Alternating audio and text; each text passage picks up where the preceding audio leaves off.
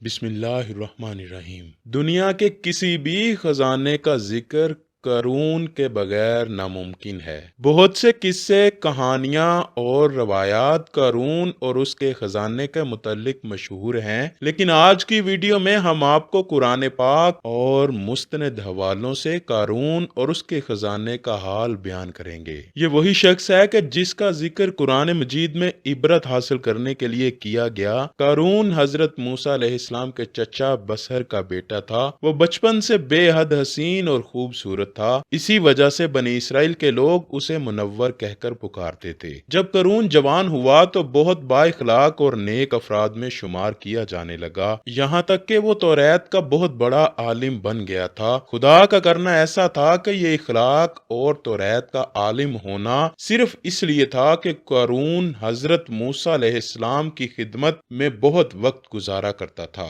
اچھی آواز کا مالک تھا، وہ توریت خوبصورت انداز میں تلاوت کیا کرتا تھا، یہی وجہ تھی کہ لوگ اس کا بہت ادب و احترام کیا کرتے تھے۔ قارون ابتدا میں حضرت موسیٰ علیہ السلام پر ایمان لے آیا۔ جب بنی اسرائیل کو قبطیوں کی غلامی سے آزادی ملی تو وہ ان کے ساتھ مصر کو چھوڑ کر سرزمین موعود کی طرف ہجرت کر گیا۔ وہاں اس کے حالات ایک دم سے بدل گئے، اس کے ہاتھ میں بے شمار دولت آئی، دیکھتے ہی دیکھتے وہ اپنی قوم کا امیر ترین شخص بن گیا، سود کا کاروبار کرنے لگا، لوگوں سے فصلیں خرید کر کئی مہینے تک ان کو چھپا لیتا اور پھر مہنگے داموں ان کو بیچا کرتا۔ پھر وہ ایسا امیر ہو گیا کہ اس کے خزانے کی چابیاں 300 اونٹوں اور خچروں پر لادی جاتی تھیں اور ہر کنجی چمڑے کی ہوتی تھی جو ایک خزانے کی چابی تھی۔ تاریخ انسانی میں قارون سے زیادہ دولت و ثروت کسی شخص کو عطا نہیں کی گئی، جس کا ذکر اللہ نے قرآن مجید میں کچھ یوں کیا ہے: بے شک قارون موسیٰ کی قوم سے تھا، پھر اس نے قوم پر زیادتی کی اور ہم نے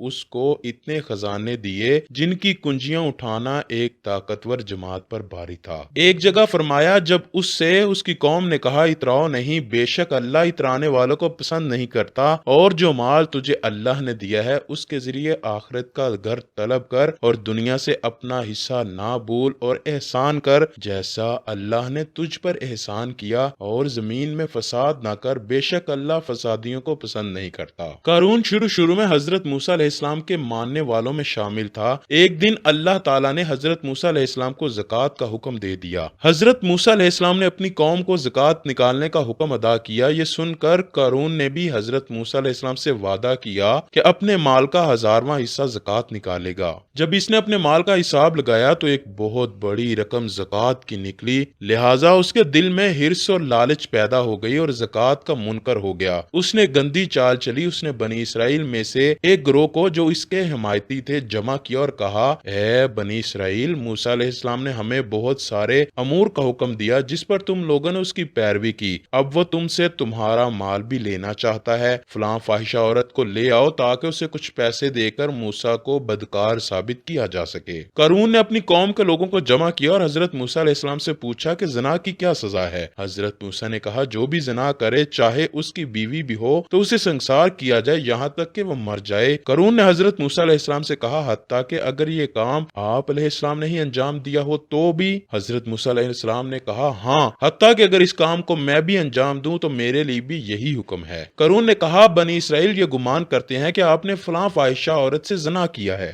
حضرت موسیٰ نے فرمایا: اس عورت کو میرے سامنے لاؤ، لہٰذا وہ عورت بلائی گئی تو آپ نے فرمایا: اے عورت، اس اللہ کی قسم جس نے بنی اسرائیل کے لیے دریا کو پھاڑ دیا اور عافیت و سلامتی کے لیے دریا کے پار کروا کر فرعون سے نجات دی، سچ کہہ دے کہ واقعہ کیا ہے۔ حضرت موسیٰ علیہ السلام کے جلال سے عورت سہم کر کانپنے لگی۔ اس نے مجمع عام میں صاف صاف کہہ دیا: اے اللہ کے نبی، مجھے قارون نے کثیر دولت دے کر آپ علیہ السلام پر بہتان لگانے کے لیے آمادہ کیا ہے۔ اس وقت حضرت موسیٰ علیہ السلام آپ دیدہ ہو کر سجدہ شکر میں گر پڑے اور بحالت سجدہ آپ علیہ السلام نے یہ دعا مانگی کہ یا اللہ، قارون پر اپنا قہر و غضب نازل فرما دے، لہٰذا لہٰذا وہ تمام لوگ جو قارون کے ساتھ تھے اس سے جدا ہو گئے۔ حضرت موسیٰ علیہ السلام نے اللہ کے اذن سے زمین کو حکم دیا تو زمین پھٹ پڑی اور قارون اور اس کے پیروکار اس میں دھنسنے لگے، اور دیکھتے ہی دیکھتے قارون، اس کا مکان اور خزانہ سب اس زمین میں دھنس گیا۔ جب یہ زمین میں نابود ہو گئے تو زمین کا شگاف دوبارہ بند ہو گیا۔ دوستو، ہمیں جو چیز دی گئی ہے وہ صرف دنیاوی زندگی کا سامان اور اس کی زینت ہے، جبکہ قارون کو بھی دنیاوی زندگی کا سامان دیا گیا، اس نے اس پر غرور کیا تو وہ بھی فرعون کی طرح عذاب سے نہ بچ سکا۔ تو سوچنے کی بات یہاں یہ ہے کہ کیا ہم قارون اور فرعون سے زیادہ مال اور دولت رکھتے ہیں، اور فرعون کو اس کے لشکر و مال نے عذاب سے بچنے میں کوئی فائدہ نہ دیا، اسی طرح قارون کو حضرت موسیٰ علیہ السلام سے رشتہ داری اور اس کے کثیر خزانوں نے کوئی نفع نہ دیا، تو ہم میں غرور کس بات کا ہے؟